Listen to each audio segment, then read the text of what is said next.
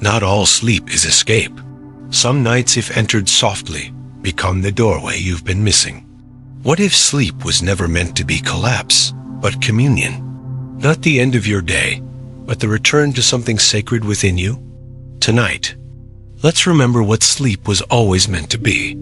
A sacred descent, a retuning of soul and sensation, a remembering of your original rhythm. If you're hearing this, maybe something inside you is ready to shift. Welcome to the space between where time bends, breath deepens, and you begin to listen with more than ears. So breathe in, let your shoulders loosen. Let the hum of your body soften like twilight on ancient stone. And as you drift with us into this sacred remembering, check in. Where are you right now? Is the moon visible? Can you feel the ground beneath? Your bed? Subscribe to this journey. We'll keep returning together. Now close your eyes. Let's descend into the night, not to forget, but to remember. It was a time when sleep was sacred, not scheduled. It didn't hide in the corner of obligation or come as a desperate shutdown after too much light, too much thought, too much trying. It was something people stepped toward like a pool of still water, not to drown, but to dissolve.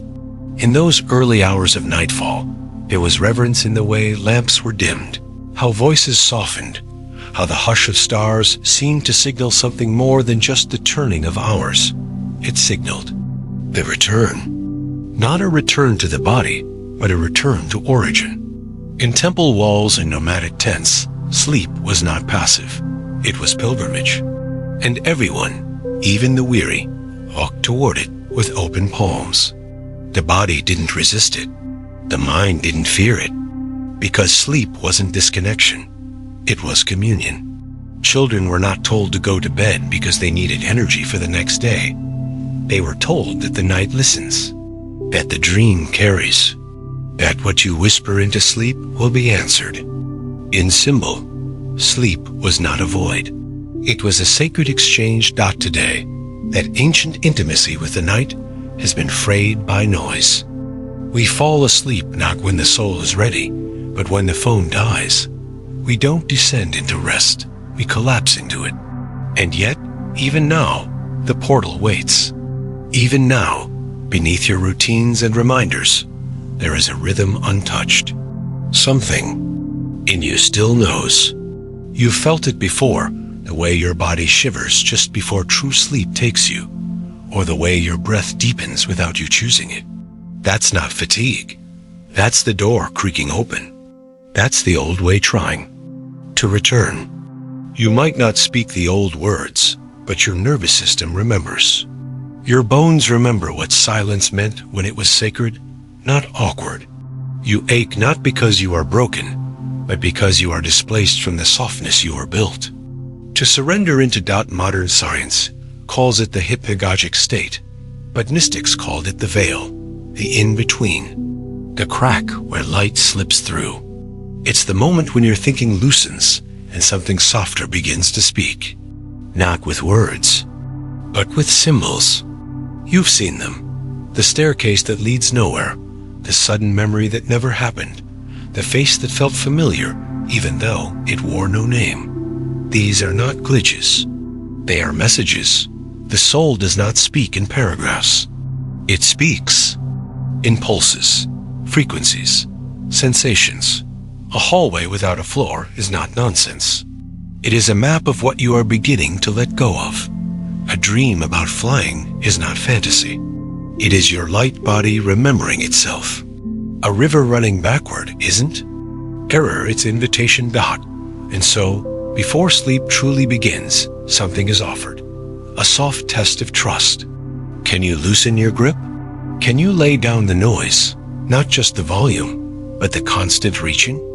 Because in sleep, nothing is required of you. Not your name, not your effort, not even your understanding, only your surrender. And yet, surrender is the very thing we've forgotten how to do. We try to optimize sleep. We try to win it. We wear rings that measure how deeply we rest, apps that breathe for us, alarms that mock the sacredness of dawn with their artificial urgency. But your nervous system doesn't need domination. It needs invitation. Your soul doesn't need performance. It needs permission. And your body, beneath its exhaustion, is still longing to remember what it feels like to be trusted. Theirs. A reason fatigue feels like longing, not just for stillness, but for remembrance. When your body aches to lie down, it's not weakness. It's a whisper, a pulse of ancient intelligence calling you back. Back to the space where the ego is quiet. Back to the frequency where the soul remembers its shape. And that remembering does not happen in thoughts. It happens in spaciousness. In the breath just before dreaming, when all your begins to blur into all that is. You've been there. You've touched it. The problem is not that the door has closed. It's that you've stopped knocking. Or rather, that no one taught you the door was ever real. That silence was the entrance. That surrender was the key dot in ancient Kemet, what we now call Egypt. The night was not divided into hours, but into gates. Each gate was guarded, symbolic, and sacred. The journey through them was known as the Duat, a realm of trials, teachings, and transformation. The soul did not sleep. It traveled. It listened. It remembered. And when it returned, it brought back fragments, symbols, visions, frequencies etched into bone. They believed the Ka, the eternal self, could learn while the body lay still. And the proof was always in the dream. Not everyone passed the gates. Not everyone remembered, but everyone was spoken to. Every soul was addressed in the language of image. And image is vibration condensed into story. Have you ever woken with tears and not known why? Or sat upright, breath quickened, heart moved by something you could not name? That is not just a dream. That is transmission. That is your sleeping. Body conducting truth through emotional resonance. Because the soul does not archive what is logical. It archives what is felt. And sleep, real sleep, touches that part of you untouched by language. That is why children cry after nightmares they can't explain. Why adults remember fragments from decades ago as if they were visions, not memories. Because dreams are not stored like facts. They are stored like frequencies. And frequencies do not fade. They wait to be tuned into again. In Vedic tradition, sleep was also a ladder. Not a descent into unconsciousness, but an ascent into source. They named 4 states: waking, dreaming, deep sleep, and that which watches. Them all, Turiya, the silent witness, the presence behind presence. They didn't see sleep as a break from life. They saw it as a mirror held up to it. Waking life showed the story. Dreaming showed the metaphor. Deep sleep showed the void. And Turiya? Turiya was the field itself, the canvas on which all of them painted, the watcher that does not sleep, even when you do. To know Turiya is to remember that your consciousness is not a byproduct of biology, but the root of reality. Sleep is not its opposite. It is its revealer. And here's the thing no one tells you. You are not meant to sleep the same way every night. Some nights, the body needs repair. Some nights, the mind unspools itself in image and metaphor. And some nights, some rare, holy nights, something else happens. The veil thins. You don't dream the dream. You become it. You look at your hands and realize you are the painter. And the paint, that is lucid dreaming. But not the kind that inflates the ego. Not the I can fly and build castles dreaming. The real kind. The kind where you become awareness itself. Inside the image, inside the frequency. Where you don't. Control the dream, you listen to it with the body of light. You are no longer in the narrative. You are inside the rhythm that builds the narrative. This is not mystical exaggeration. This is what every tradition knew before industrial sleep patterns stripped us of sacred rhythms. Even Aboriginal Dreamtime honors this. To sleep is to enter the shared field of land and memory. In their knowing, dreams are not owned by individuals. They are echoes of place, lineage, and vibration. You do not dream alone. You dream with the earth. The trees dream through you. As soil hums its memory. And when you sleep well, they whisper their story back. A rock at your feet may be older than every story you've heard, and yet it carries your name in silence. In dream time, that silence speaks. But how do you return to this when your bedroom is filled with buzzing wires, your brain lit up like a city, and your body trained to fear stillness? First, you slow, not forcefully, but reverently. You dim the lights, not just the ones in the room, but the ones in the mind. You let go of conclusion. You stop needing the day to make sense. You enter night not as an end, but as an invitation. And you speak aloud, I am ready to remember. The moment you say it, something shifts. Not in the world, but in your coherence. In the field around you. In the atmosphere of sleep that's been waiting just outside your habits.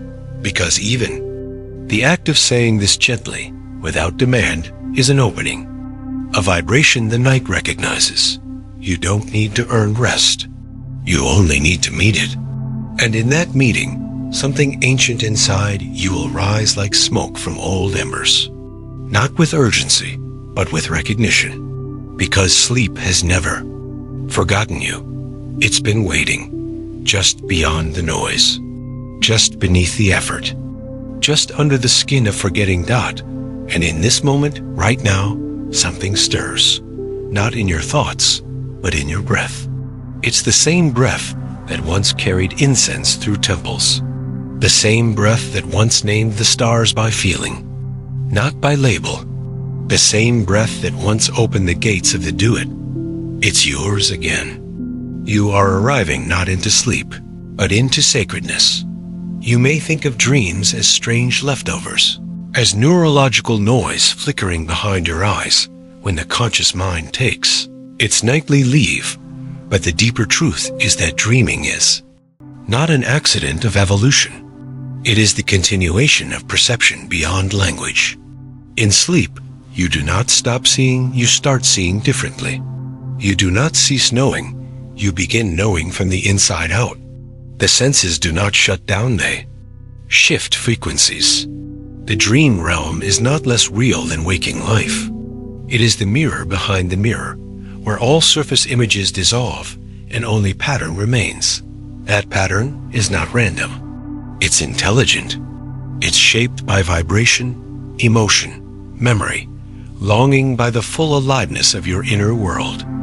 The world that no one else sees, but that always watches. When you enter sleep tonight, what if you didn't ask for rest?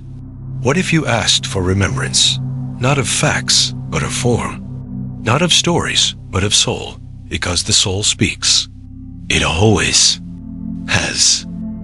You've simply been tuned to a different volume. But tonight, the dial can shift, not with effort, but with soft willingness. You don't have to analyze your dreams to learn from them. You have to feel them like music. You have to trust that. The symbols are not obstacles to understanding, but invitations to feel before you define. A broken hallway, a familiar stranger, a sky made of mirrors. These are not puzzles. They are frequencies rendered as metaphor, asking you to listen not with intellect, but with presence. And this presence, this soft awareness, is the most sacred state available to you. It is not intensity that brings you closer to yourself. It is softness, not discipline, but devotion. Your body has been taught to power down into sleep, but the soul opens through gentleness. You are not a machine in need of reboot. You are a field in need of coherence. And that coherence begins not with tracking your sleep stages, but with reverencing them. Think of your breath as a rope descending into darkness. Each inhale pulls you closer to the surface of waking. Each exhale carries you deeper into the frequency where dreams are shaped. You've always had this rope. You just forgot you were holding it. And when you release into sleep with awareness, just a sliver, just a whisper, you begin to notice something remarkable.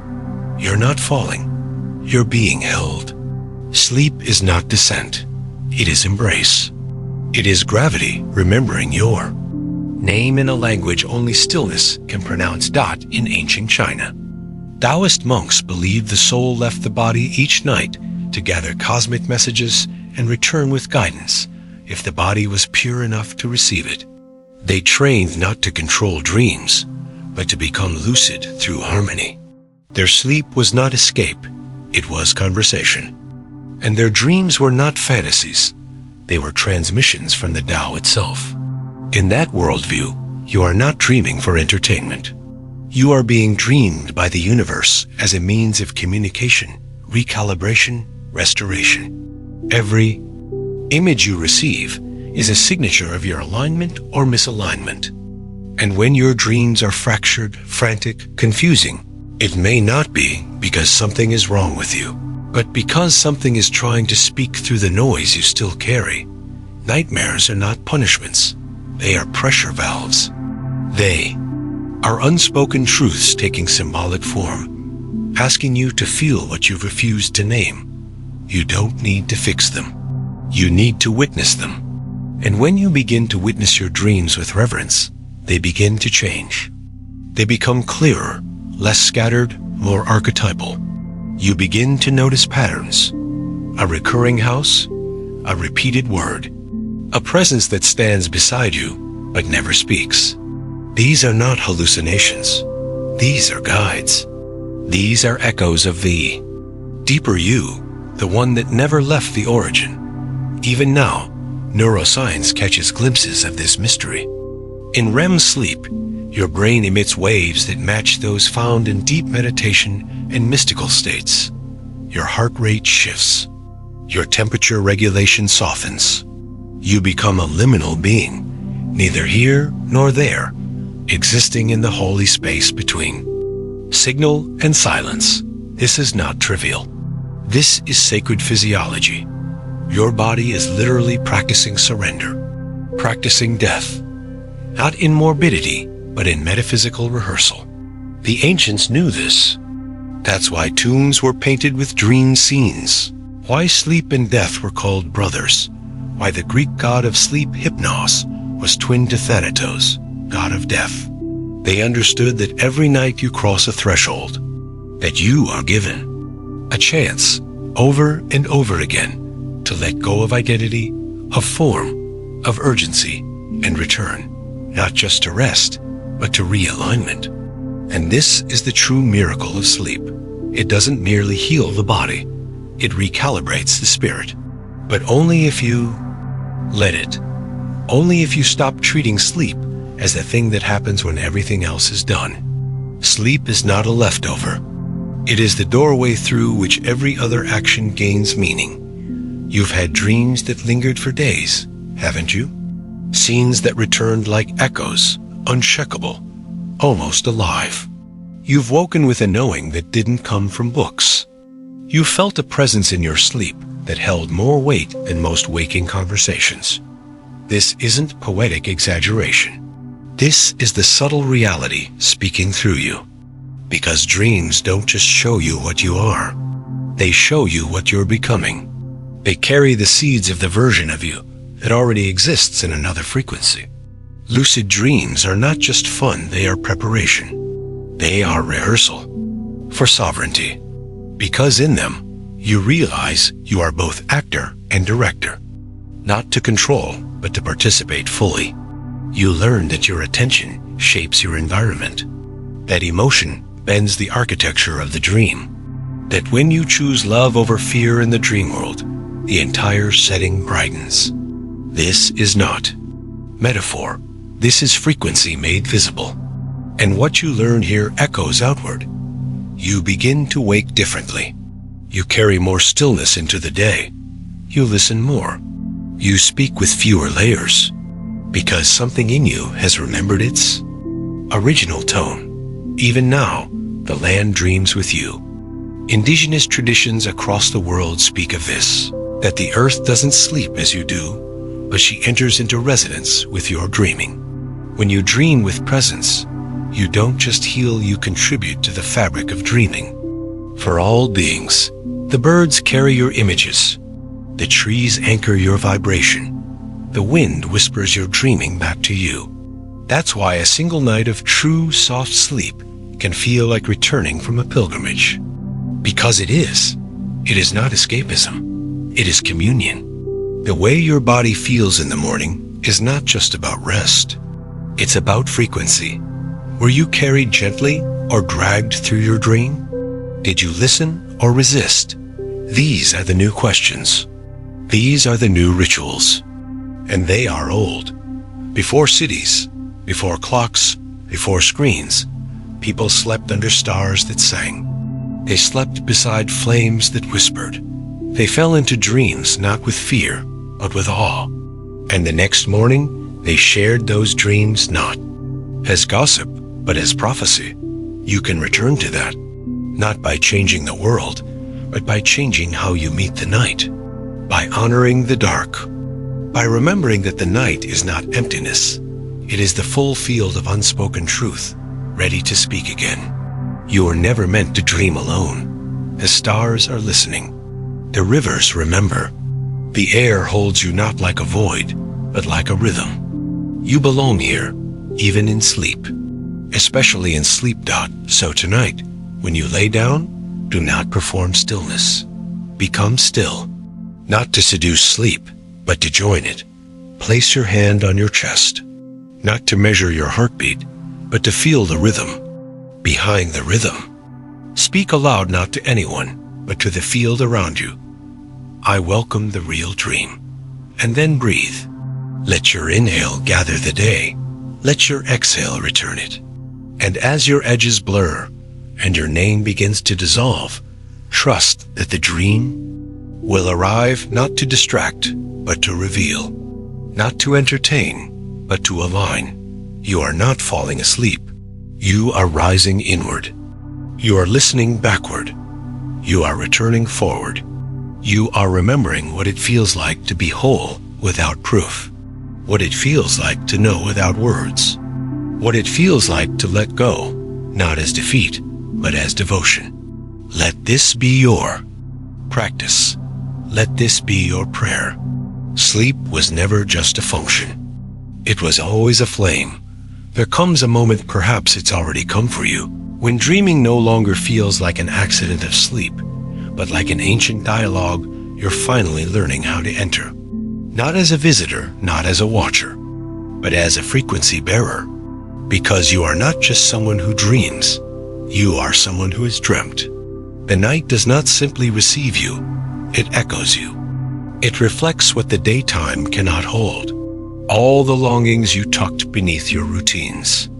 All the symbols your intellect dismissed as strange. All the parts of you that the world labeled irrational, excessive, inconvenient sleep brings them back as song. This is the gift and the danger of sacred sleep. It cannot lie. It may speak in image, in metaphor, in spirals of sensation. But what it shows you is truer than most truths you say aloud. Because it does not care for performance. It cares for coherence. And your soul, the true self behind your name and needs, does not want explanation. It wants alignment. It wants to remember itself in its full, radiant simplicity. And in the sleep that is conscious, that is entered gently, something extraordinary unfolds. You remember what it feels like to feel real. Not useful, not productive, not impressive, just real. And that realness is never flashy. It's soft. It's the sensation of meeting your own presence with no role to play. The way a forest recognizes your breath before you even speak. The way your grandmother's eyes once held you without asking you to be anything but warm and alive. In sleep, the masks fall, even the spiritual ones. And the essence underneath has nothing to prove, only something to return to. You see, there are layers within dreaming, just as there are layers within light. The outermost layer, the common dream, is filled with fragments, echoes of your day, scattered bits of thought that never settled. Most people live there, and that's okay.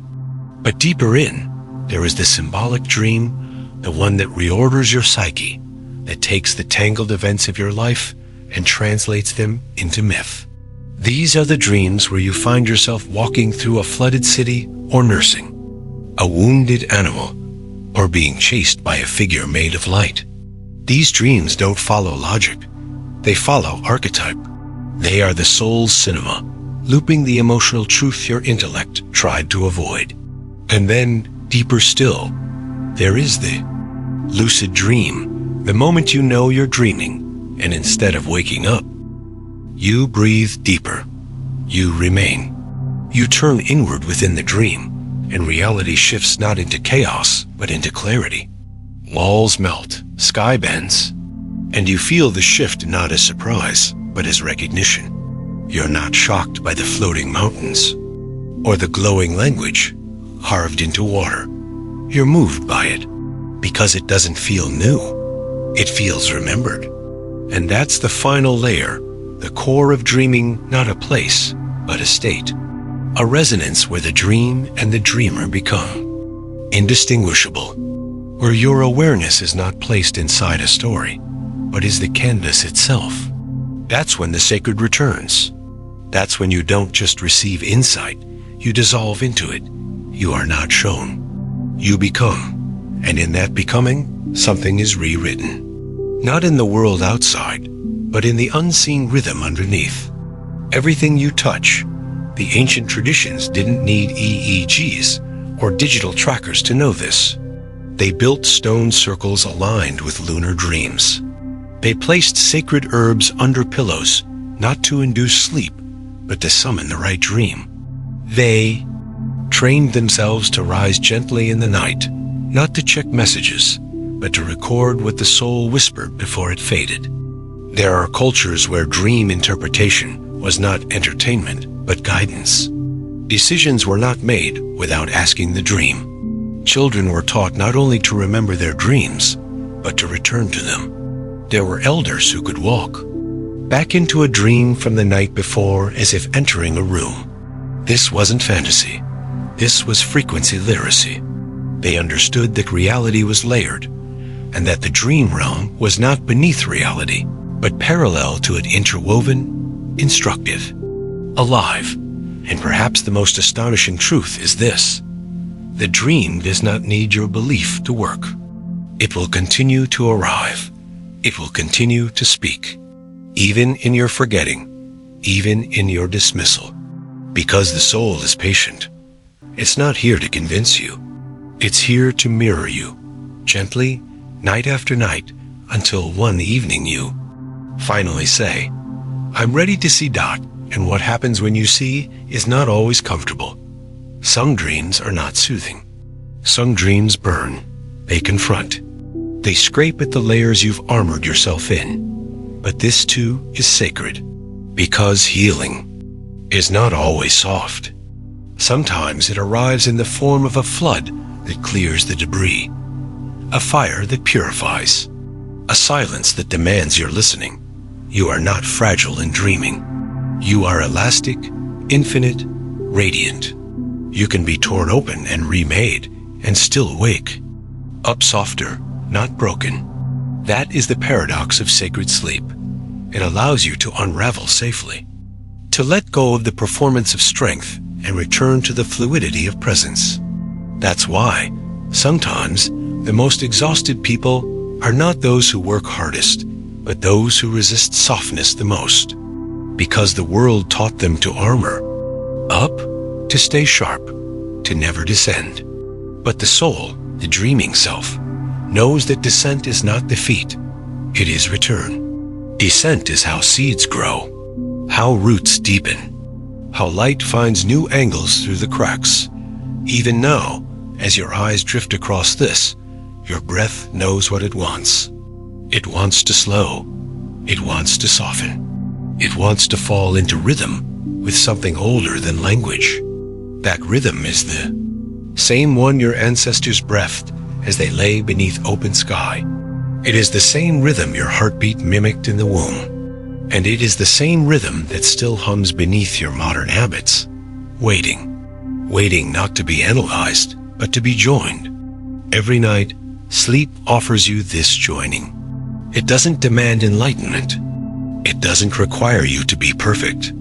It simply invites you to be honest. Honest about your tiredness. Honest about your ache. Honest about the part of you that wants to stop performing and start listening. Because sleep is not a reward.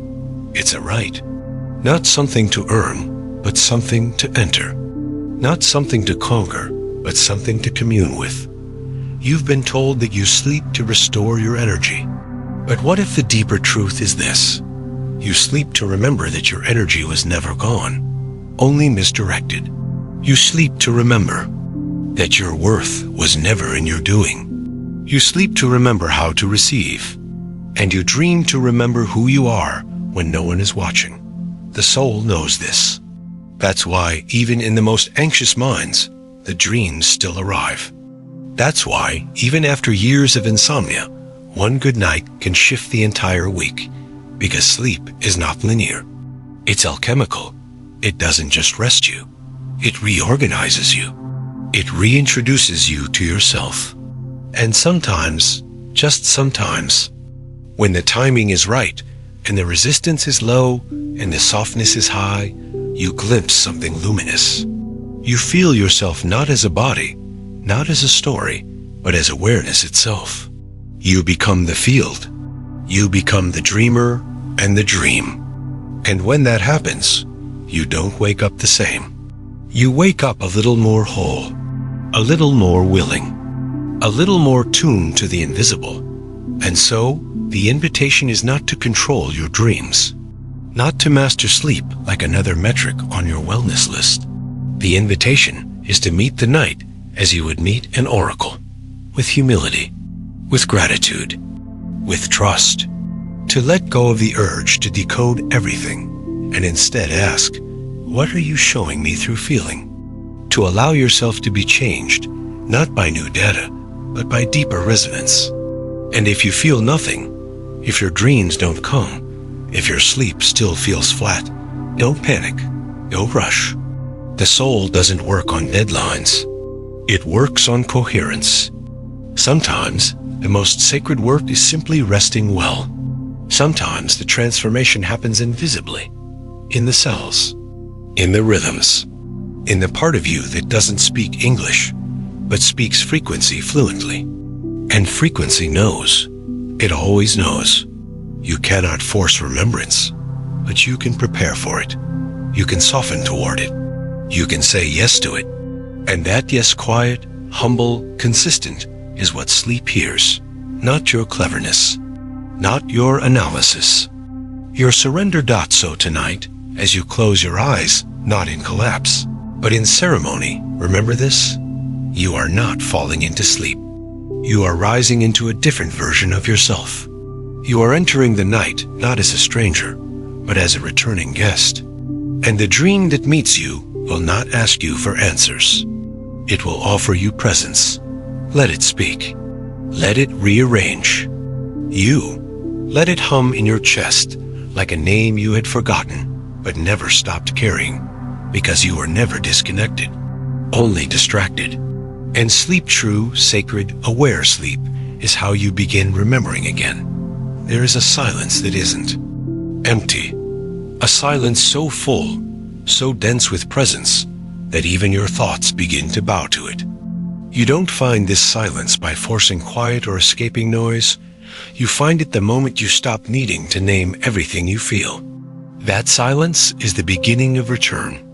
Not the return to who you were, but to who you've always been underneath.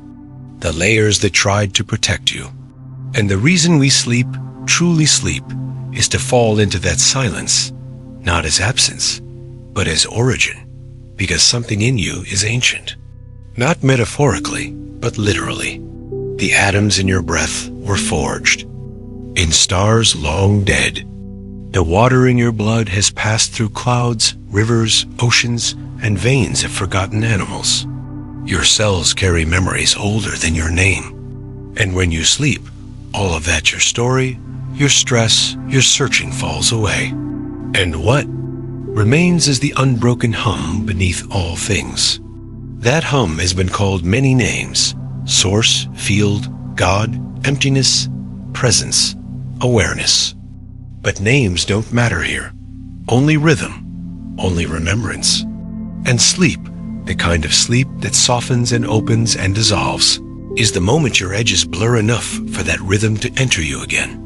Not as philosophy, as sensation, as integration. You are never designed to be constantly alert. You were designed to oscillate between presence and dissolution, between focus and float, between form and field.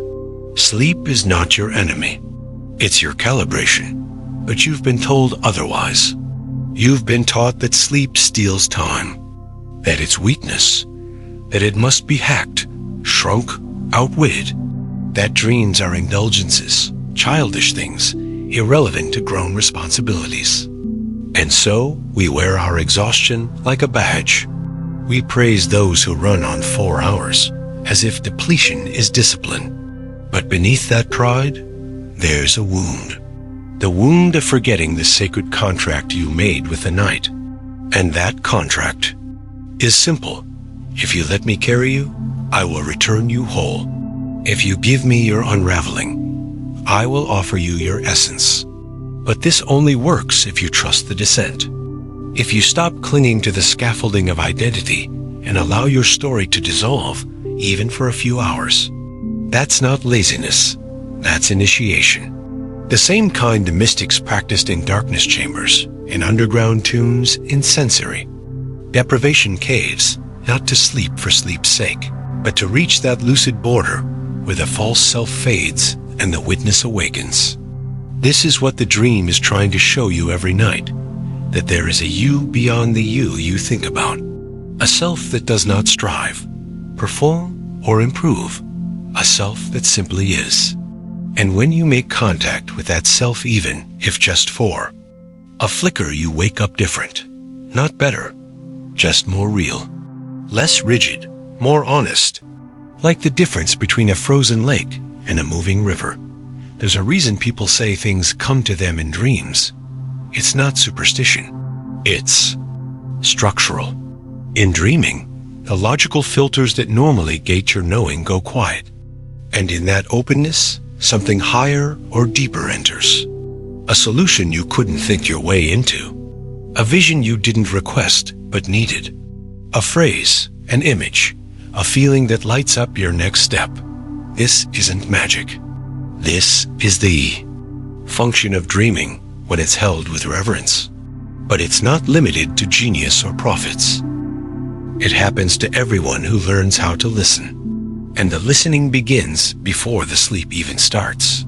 It begins in how you prepare, how you relate to the dark, whether you see it as void or as womb, whether you enter it like a fugitive or like a pilgrim. Because sleep is not something that just happens to you. It's something you co-create. Every night, your system tries to drop into coherence. It wants to heal. It wants to realign. And every night, it sends out signals. Through breath, through hormone shifts, through temperature drops. And all of those signals say, we are ready to return. But most of the time, we override them. With screens, with stimulation, with fear of stillness. And yet, sleep remains patient. The dream keeps knocking. Not because it's urgent, but because it's loyal. And perhaps the greatest mystery is this. The dream doesn't only remember. It waits for you. In some subtle fold of time, your future self is already dreaming you back into wholeness. Not just symbolically, literally, from another layer of the same awareness. The self you are becoming already exists, just vibrating at a frequency you're only now beginning to tune into. And when you sleep, especially when you sleep with intention, you draw nearer to that version. You borrow its coherence. You receive its wisdom through story, image, sensation. And that version of you isn't flawless. It's freer. It's the you who stopped resisting softness. who remembered how to be without constantly becoming, who touches life with less grip and more gaze, who knows that the only real power is presence. And when you feel that version of yourself move, through a dream guiding, offering, witnessing, you're not hallucinating. You're witnessing the time loop of consciousness offering you a hand, and you don't need to grasp it. You just need to relax enough to recognize it. That's why sleep heals in ways medicine cannot. Not because it's magical, but because it is the one remaining doorway into unity that the modern world hasn't entirely locked. Meditation helps, stillness helps, breathwork helps. But sleep, natural, ancient, rhythmic sleep is the only practice every living creature shares. Even trees rest. Even rivers pulse in cycles. Even the earth has a heartbeat measured by geomagnetic resonance. And your sleep, when entered with care, aligns you with all of it. That's not poetic. That's physical. Your brain waves harmonize with the planet. Your heartbeat slows into coherence with starlight. Your nervous system uncoils. Your emotional patterns relax. And in that moment, you remember without needing to understand that you are not separate. You are not alone. You are not wrong for needing to rest. You are not broken for craving stillness. You are a rhythmic being, a spiral of breath and blood and brightness. And your dreams are how you rethread the weave every night. And so, tonight is different. Not because the world has changed, but because you are choosing to meet it differently. You are choosing not to collapse into bed, but to descend. You are choosing to close your eyes not in defeat, but in devotion. You are allowing the day to fall away without demand, and the night to rise without fear. And you are whispering not to yourself, but to the dreaming field around you, I am ready to be softened. And that whisper is enough. You don't need rituals or chants or perfection. You need willingness, just enough to let go. Just enough to remember that the world doesn't rest on your shoulders. Just enough to re-enter the ancient contract. You surrender your story, and in return, the night gives you your shape. Not the shape of your job, your habits, your history, but the shape of your light, your resonance, the geometry of your realness, untouched by striving. And you may not remember your dreams. That's okay. The work is still happening. The transmission is still landing. And your soul will carry it forward like a fragrance you can't quite name, but always feel when the wind shifts. In this sleep, you are not alone. Others are dreaming alongside you. Not beside you in space, but beside you in frequency. Thousands, millions, beings tuning into the same remembering, each in their own language. Some call it healing. Some call it alignment. Some call it God. But the name doesn't matter. The vibration does. And you're part of it now. You always were. It's just that tonight, you stopped pretending otherwise. Tonight, you returned. Not to the bed, but to the breath beneath breath. To the field beneath form. To the you that was never missing, only waiting to be felt again. Not so sleep, no. But not as escape.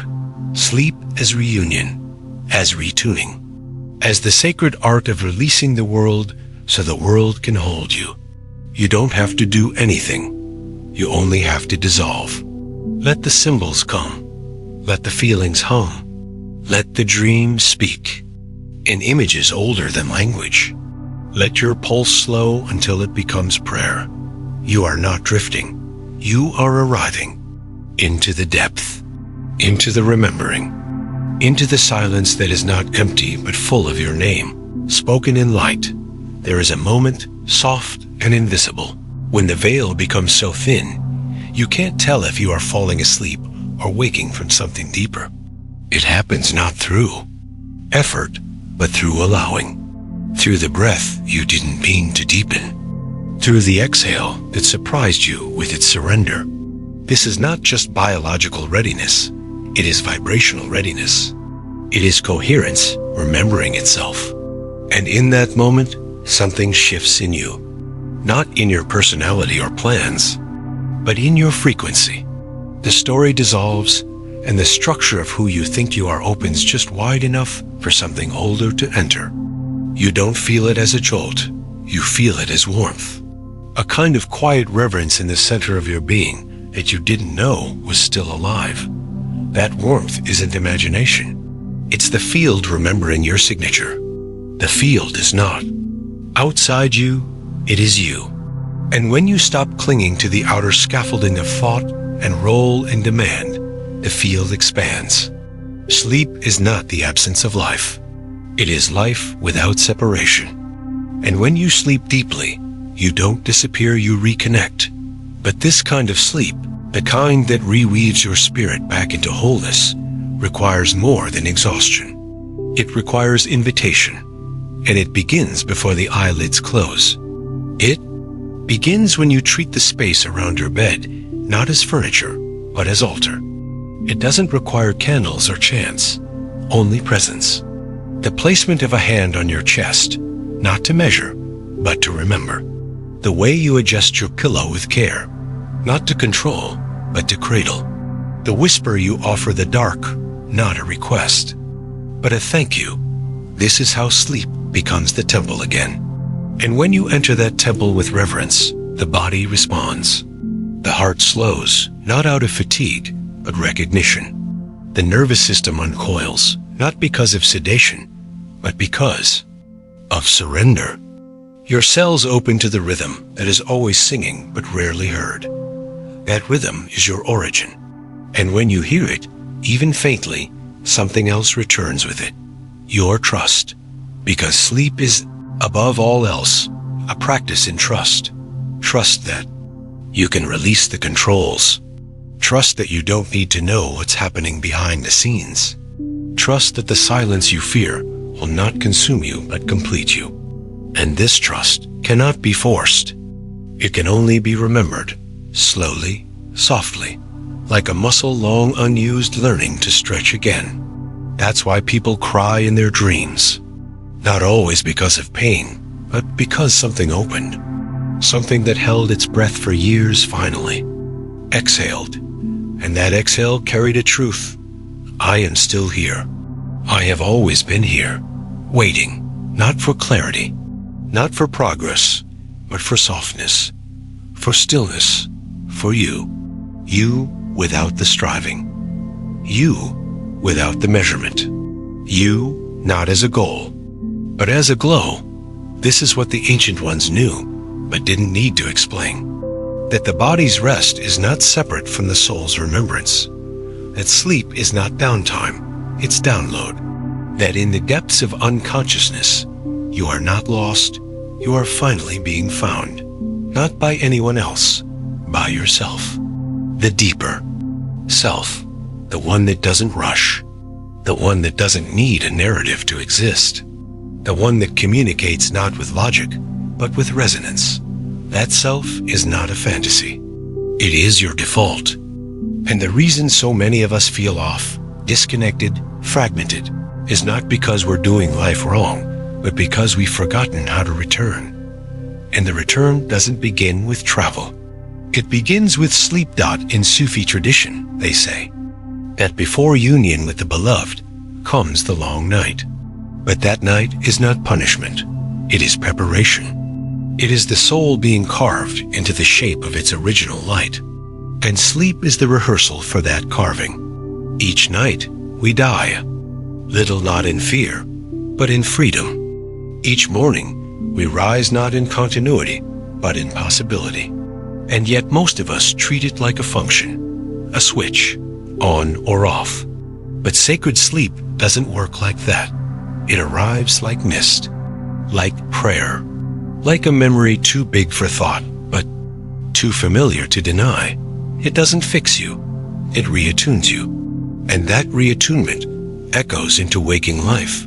You speak slower, you see clearer, you walk with more weight in your heels and more wind in your breath. Not because anything changed, but because you're no longer held together by effort. You're held together by presence. And this is where the dream begins to walk with you. not just at night, but during the day. You start to notice the world dream you're in, the subtle loops, the mirrored strangers, the way your fears show up in costumes. And you begin to ask softer questions. Not, why is this happening to me? But what part of me is dreaming this? That shift is profound because it doesn't require control. It requires awareness, and awareness is the one muscle the dream responds to. Not willpower, not analysis, just presence. And in that presence, things start to bend, not dramatically, quietly. Your thoughts slow just enough for insight to slip through. Your emotions soften just enough for compassion to enter. Your responses become less about pattern, more about possibility. And life, this strange, shimmering thing we call waking reality, starts to feel less like a race and more like a rhythm. The same rhythm you felt in the dream. The same one that held you as you fell through symbols into stillness. And this is the secret. The boundary between sleep and wakefulness is not fixed. It's fluid, it's frequency. And the more you sleep with reverence, the more your waking becomes lucid. You stop reacting from default. You start responding from depth. You don't become perfect. You become porous, less armored, more attuned. That is the gift of sacred sleep. Not more energy, but more essence. Not more clarity, but more capacity for mystery. Because real clarity doesn't eliminate mystery, it makes space for it. And dreams, when honored, are the rehearsal space for that mystery. They teach you to live with questions, not to be confused, but to be curious. They teach you to listen without demanding meaning. They teach you that feeling is a form of knowing. And so now, as you prepare for this night, maybe even this very night, imagine this, that your bed is a boat and sleep is the sea, that your breath is the sail and your dream is not the destination, but the wind. You don't have to know where you'll go. You don't have to plot a course. You only have to trust the rhythm. And when you do, something ancient moves through you. Maybe it shows up as a dream about walking through a ruined temple. Or maybe it's a hand reaching toward you from a mist you can't explain. Maybe you hear music. Maybe you feel warmth. Or maybe you remember nothing at all, but wake up softer, as if someone sang to you while you were gone. That someone might have been you. Or it might have been the part of the universe that always watches, always waits, always welcomes you home, because that's what sleep is. It's home. It's not the place you escape to. It's the place you return to, over and over, until the layers fall, until the armor loosens, until the only thing left is the truth you've always known, but never dared to speak aloud. You are not separate from the field. You are not apart from the dreaming. You are the dream. And when you remember that, not as idea, but as presence, everything begins to pulse in rhythm again. Your heartbeat, your breath, your speech, your silence. It all becomes one song. The same song the stars sing in their sleep. The same one your ancestors hummed beneath woven blankets. The same one your soul still hears, even now, even through the static dots. So tonight, when the world is quiet and the air is soft and the weight of your body begins to melt into the mattress, let it all go. Let your name dissolve. Let your worries blur. Let your plans evaporate. They will return in the morning, reshaped by silence. But for now, there is only breath. And beneath breath, stillness. And beneath stillness, the pulse. The old one, the true one. The one that waits not at the end of the dream, but at the center of it. And it is calling you, not with urgency, with welcome. So go, not to sleep, but to remembrance.